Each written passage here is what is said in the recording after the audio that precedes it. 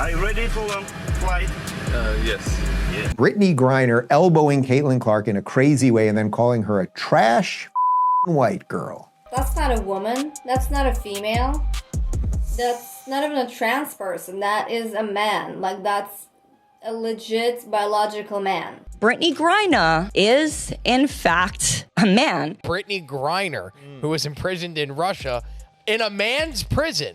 Brittney Griner has two of the worst, dumbest fouls I've ever seen in basketball.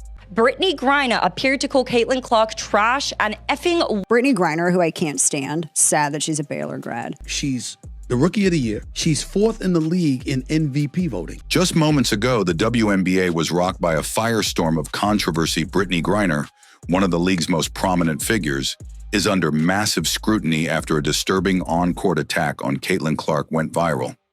But it's not just the blatant elbow or the shocking racial slur that has fans in uproar. What's happening now is even bigger. Brittney Griner elbowing Caitlin Clark in a crazy way and then calling her a trash white girl. And Brittney Griner has not commented, which I find significant. I've watched that video countless times, and it sure looks like Brittney Griner says, fucking white girl. Brittney Griner appeared to call Caitlin Clark trash and effing white girl. Something bizarre just happened on the WNBA court, and it has fans stunned across the country. 2 minutes into the Indiana Fever versus Atlanta Dream game, all eyes were on Brittney Griner. But instead of showcasing her usual dominance, she delivered two of the dumbest fouls we've seen in recent memory, one of them being a blatant elbow to Aaliyah Boston's neck. No injury, no explanation. Just two reckless fouls followed by Griner riding the bench for nearly the entire game. Brittney Griner has two of the worst, dumbest fouls I've ever seen in basketball. I mean, it's just, they look like intentional fouls, particularly the second one. She basically elbowed Aaliyah Boston in the neck for no reason. 2 minutes into the game. But what's sending shockwaves through social media isn't just the announcement. It's Brittney Griner's reaction. Her past, her voice, her appearance, everything is being dragged back into the spotlight. And now questions that were once whispered are being screamed across headlines. I showed the video to my coworker and I asked him, hey, do you know this person? Do you know who this is? And he said, no, I don't know who this guy is. Which is funny because me and him were discussing Brittney Griner and he was defending Brittney Griner and saying that she should be released. And he was shocked that that was indeed the Brittney Griner because it was definitely a man. That's right, following intense backlash, racial narratives, and a league teetering on chaos, the WNBA makes a move no one saw coming. And Brittney Griner? Well, let's just say, her reaction says it all. Brittney Griner voiced frustration in a recent interview claiming that Caitlin Clark is ruining what used to make the WNBA great. Wait for this. Empty stands? Tom, let me just... Go ahead, I'm so mad. WNBA games used to be a chill, quiet place. You could bring your laptop and relax, maybe even get a little work done. But now, it's like there's a large gathering of people watching us from the stands. Some of them are yelling crazy shit about what they're seeing, putting unfair pressure on us to score like we're there for their entertainment. And that's pretty gross. Panic is spreading, and Brittney Griner's name is echoing across headlines for reasons no one saw coming. What's really going on behind the scenes? Why is there sudden silence from the media? And how does Caitlin Clark's recent impact tie into this unfolding storm? Stay right here, because things are about to get wild.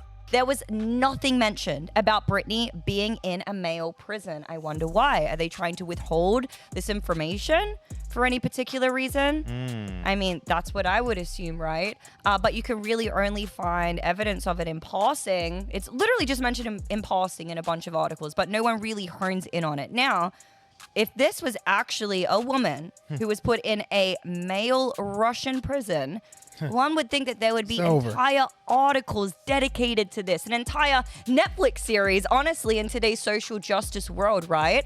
The tension had been brewing for weeks, but everything exploded when Brittney Griner aggressively elbowed Caitlin Clark during a game. Cameras captured the moment, and even more disturbing was what followed. Griner was seen mouthing the words, "trash-effing white girl," as she walked off the court. Lip readers, fans, and even analysts confirmed what was said. This wasn't vague, it was clear, deliberate, and deeply offensive.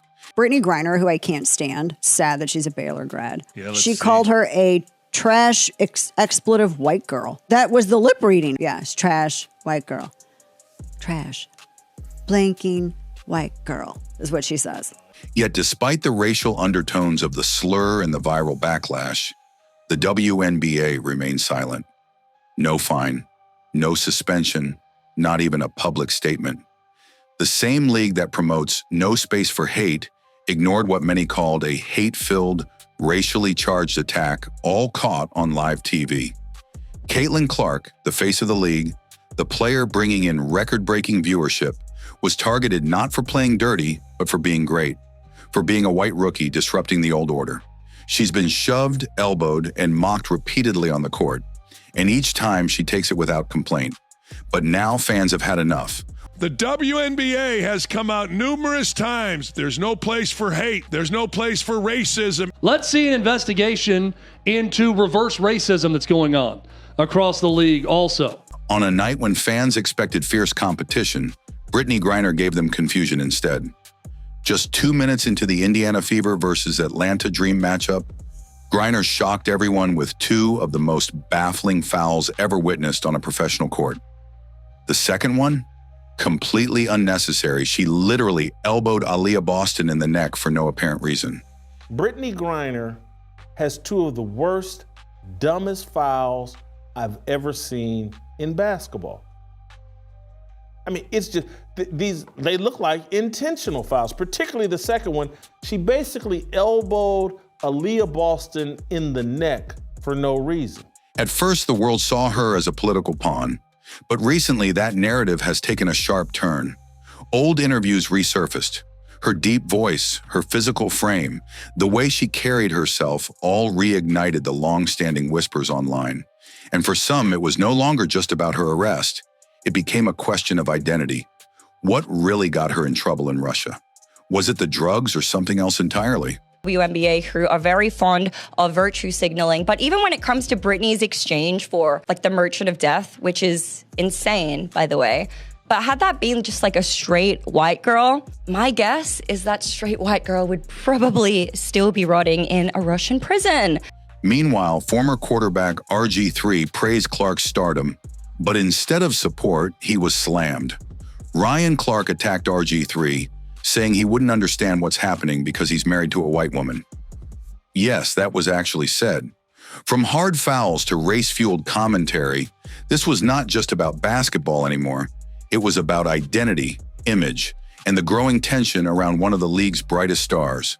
The noise that's coming. I don't appreciate the new fans that sit there and yell racial slurs at myself, my teammates, and the people that I play against. Because, yeah, those might be opponents, but those are friends too. You know, they don't deserve that. So I don't appreciate the new fans. I think it's okay to do that. Then came the Russian prison bombshell. According to multiple discussions and scattered headlines, Griner may have been held not in a women's facility, but a male prison in Russia.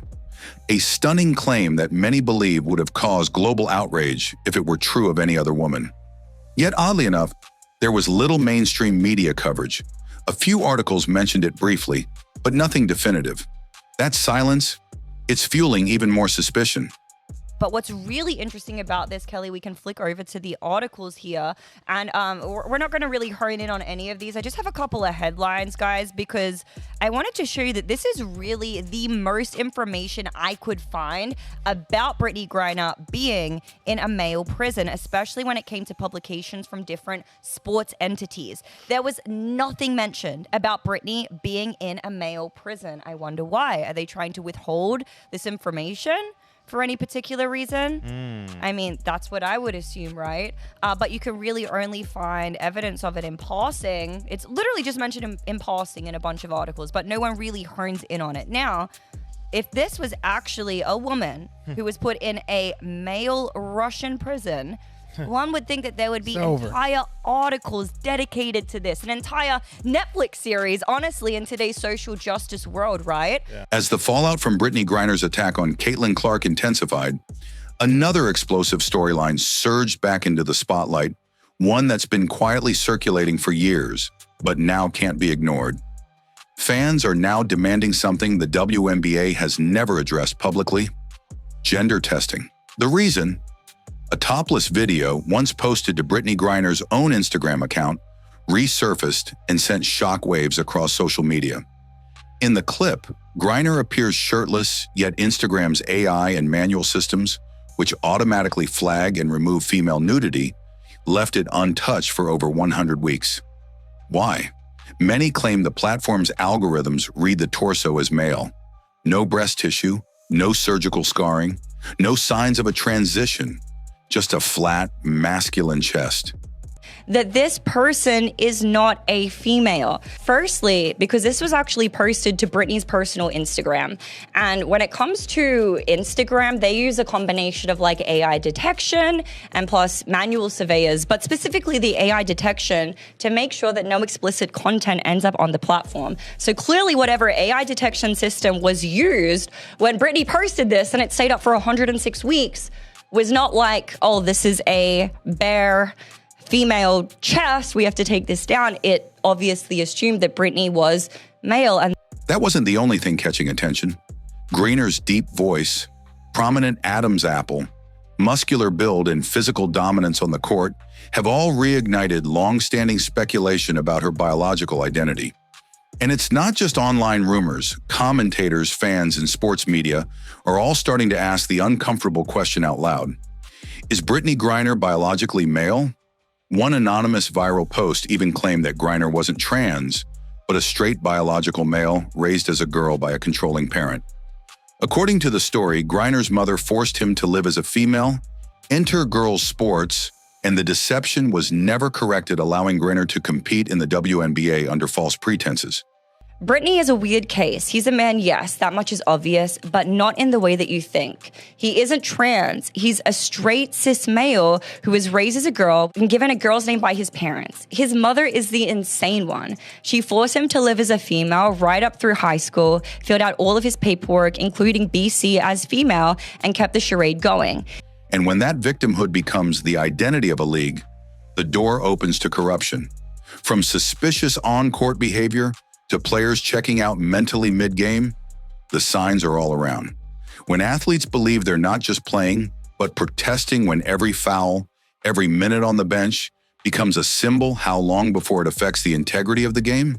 If you have that mindset that I'm entitled, that we're victims, that we're owed a debt, that we should be getting paid the same millions of dollars as men, that's a recipe for corruption. Comment sections exploded. Many echoed the same thoughts, wondering if the public had been misled or if there was more to Griner's identity than what had been shared. For some, it was no longer just about basketball or politics. It was about trust, transparency, and the truth. And a lot of comments were supporting my idea as well. And that really made me wonder, was she detained in Russia was she really detained because of those drugs or whatever? Or was there some other reason? Then came her boldest statement yet. She claimed the WNBA has become toxic. Griner spoke about seeing a man and his daughter yelling in the crowd and suggested it was either about her performance or rooted in racism. These remarks didn't just stir the pot, they set the tone for a league that's clearly divided, and Griner made it known exactly where she stands. That she's sick of the and then she says, the whole thing is toxic. I saw a guy with his daughter in the crowd, both of them yelling, couldn't hear what they were saying exactly, but it was either about my performance or some light racism, definitely one of the two. As the Brittney Griner speculation grows, the WNBA now faces mounting pressure, and not just from fans. The controversy, amplified by Caitlin Clark's rapid rise in media attention, has reignited long-standing debates about fairness in women's sports. Now there's growing chatter that the league may be quietly preparing to implement gender testing policies. While not officially confirmed, panelists in the discussion raised a crucial point. The league has a responsibility to ensure fairness, especially for female athletes who've trained their whole lives to compete on a level playing field. Doesn't the No, it's WNBA like saying- have an onus of responsibility to be able to ensure that it's fair playership, though? I don't know if playership's a word, but you know what I'm saying? Competition, yeah. Yeah. Well, yeah, I mean, for college sports and for the WNBA too, Mhm. 100%. I mean, I don't think it's ever okay for guys to be playing girl sports, but if this is true, then she was like the origin of this epidemic, and maybe it was like all planned, I guess, sensitized to some huge bitch playing with other. Will we see the day where we see a woman in the NBA or a man in the WNBA claiming to be a woman? This isn't just a controversy, it's a turning point. Fans are demanding transparency, accountability, and fairness. If the WNBA truly believes in protecting women's sports, it can't ignore these questions any longer. Brittney Griner's reckless fouls, the growing entitlement within the league, and the rising tension around Caitlin Clark, it's all painting a troubling picture for the WNBA. What's the real story? Is this about fairness in women's sports or something much deeper? Watch the interviews, look at the facts, and then decide for yourself. Brittney Griner in panic, and the WNBA dropping a gender-testing bombshell that has everyone talking. The league's future? More uncertain than ever. This is great news for women's basketball, period. That's nice. And she was shooting the shit out of it. Of course she was. Right, so she was shooting the shit out of it. They went the extra mile just to watch her play here. They've put on hold Caitlin Clark's marketing Nike career and signature shoe to cater to Asia Wilson. It's all a flop. That she's sick of the event. And then she says, the whole thing is toxic. I saw a guy with his daughter in the crowd, both of them yelling, couldn't hear what they were saying exactly, but it was either about my performance or some light racism, definitely one of the two. Actually a man, a biological man. So this is just my take on it. This is my conspiracy theory, if you wish. I have no proof of this. One thing's for sure, the silence is getting harder to maintain, and the truth is getting harder to ignore. Drop your thoughts in the comments, and if you thought this was intense, wait until you see what's coming next. Stay tuned.